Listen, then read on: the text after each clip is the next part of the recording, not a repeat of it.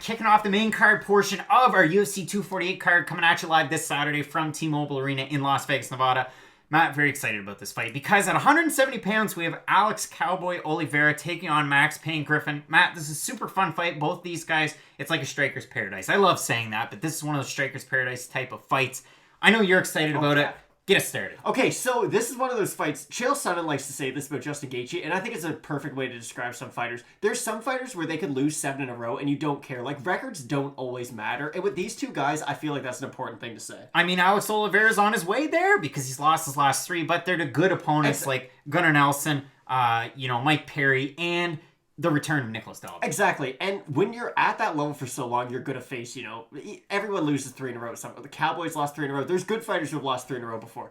Max Griffin's kind of in that same boat, though. If you look at just his record, it's not the greatest. But when you look at the performances he has inside of those fights, Max Griffin's a tough son of a gun, and Alex Oliveira is cut from the same cloth. And these two guys, it's not going to be, let's feel each other out for a round and go for it. Alex Oliveira doesn't allow that kind of a fight to happen in the first place, and this is going to be an absolute barn burner for as long as it lasts. And if you're Alex Oliveira, you kind of have to draw from the game plan of the great white, Alex Morono. In the last fight against Max Griffin didn't look all that great. I remember picking him in that fight, and it did not pan out the way that I had originally thought that it would. But again, you look at some of those losses. I mean, Max Griffin in the UFC since 2016, he's 3-5. It's not great, but he's faced guys like Colby Covington, Eliseo Zaleski dos Santos, Curtis Millender, and then you could say that he won against Thiago Alves, but he didn't. It's a loss. Now, in terms of this fight, Matt, Max Griffin coming in as an underdog, plus 125. Alex Oliveira sitting in a plus 150. You go over to Tapology at 478 votes. 77% siding with Cowboy Oliveira. 67% saying he's going to win by decision. How do you see this one going? I keep on going back to this. It's been something that I've been oddly obsessed with in MMA recently. Just the ranges. Max Griffin as a boxer is much better than Alex Oliveira. When he gets uptight and it's just punches and elbows, and of course I know elbows aren't in boxing, but still, when Max Griffin's at that close range, just throwing punches and elbows, he's very, very good, and he's got big power too. The problem is Oliveira moves so well, and he's so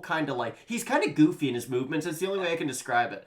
And I feel like if Oliveira is able to keep the movement going throughout the 3 rounds, not be a stationary target for Max Griffin, he should be able to get the win. The problem is Alex Oliveira in his last few fights has been somewhat inconsistent, so I don't really know how he's going to fight. If he fights to Max Griffin's strengths, then of course Max Griffin's going to go in there and beat him. But if Alex Oliveira fights like we know he can fight, very creative, lots of kicks, go for the occasional takedown, scrambles, all that jazz, he should be able to win this fight. I mean, Max Griffin fights wonky. You even look at the way that he moves on the feet, and it's weird. And I'll switch levels, and I'll throw different things at you. He'll switch stances quite well. Heavy. And you brought that up too. He's a really good boxer, really good pure boxer, but Alex Oliveira kind of has that jack of all trades type of feel with him, and that's how he's able to win really tight fights. A reason why he was ranked at one point. So, Matt, overall pick, who are you going with here? I think Oliveira's going to get it done. I can see this being fight of the night too. I don't think we're going to have to say that for later on in the card. I feel like this is going to be an absolute barn burner. Matt, just due to the fact that I picked Max Griffin to win against Alex Morono, and it went so poorly on that end, it's really tough to try and say, but I'm going to side with you. I'm going to go with the favorite here in Alex Oliveira, but a really good fight. Again,